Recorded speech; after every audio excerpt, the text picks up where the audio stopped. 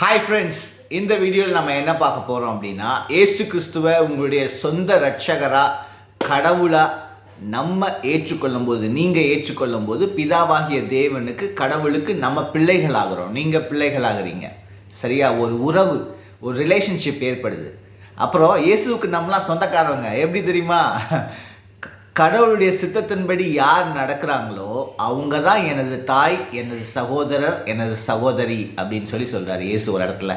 ஏசப்பாவை பார்க்க அவங்க அம்மா சகோதரர்கள்லாம் வந்திருக்கும் போது அவர் வெளியே போய் அவங்கள மீட் பண்ணாமல் அவரை சுற்றி உள்ள அந்த சீடர்களை பார்த்து சொல்கிறார், இவங்க தான் கடவுளுடைய சித்தத்தின்படி செய்கிற இவங்க தான் எனக்கு சகோதரர்கள் சகோதரிகள் அப்படின்னு சொல்கிறார். அப்போ இயேசுவினுடைய கடவுளுடைய சித்தத்தின்படி நீங்கள் செய்கிறீங்களா? அவருடைய வார்த்தையின்படி நடக்கிறீங்களா?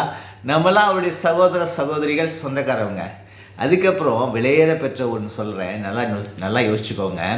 இஸ்ரவேல் மக்களை பார்த்து மோசே மூலமாக ஆண்டவர் சொல்கிறாரு, நீங்கள் எனக்கு பரிசுத்த ஜனமாயும் ராஜரீக ஆசாரியத்துவம் அதெல்லாம் நான் உங்களுக்கு கொடுத்துக்கிறேன், சொந்த சம்பத்து அப்படின்னு சொல்கிறார். இஸ்ரவேல் மக்களை பார்த்து சொல்கிறார். ஆனால் அந்த மக்கள், இஸ்ரவேல் மக்கள் அதற்கு கரெக்டாக நடந்தாங்களா?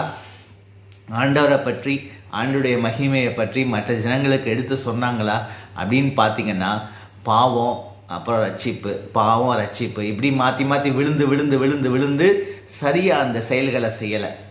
அதுக்கப்புறம் இயேசு கிறிஸ்து உயிர்த்தெழுந்ததுக்கப்புறம் பேதுரு மூலமாக திருப்பியும் சபையை பார்த்து ஆண்டவர் சொல்கிறாரு, ஹோலி நேஷன், கிங்லி ப்ரீஸ்ட்ஹுட், ராஜரீக ஆசாரியர்கள் நீங்கள் தான். சபை மக்கள், சபையினரை பார்த்து, அங்கே கூடியிருந்த இயேசுவை சொந்த இரட்சகராக கடவுளாக ஏற்றுக்கொண்ட சபையினரை பார்த்து அதை அப்படியே மாற்றிட்டார் ஏசப்பா ஃபாதர்.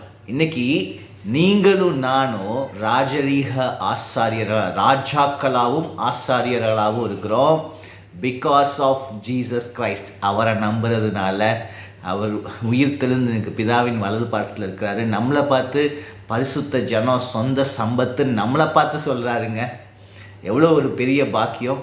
அதற்கு தகுந்த மாதிரி நம்ம நடக்கையில் பிதாவாகிய தேவனை, குமாரனாகிய கிறிஸ்துவ, பரிசுத்த ஆவியானவரை நிறைவாக பெற்றிருக்கிற நாம் அதற்கு தகுந்த மாதிரி நம்ம வாழ்க்கையை நடத்தி காட்டுவோம். God bless you. பபாய்.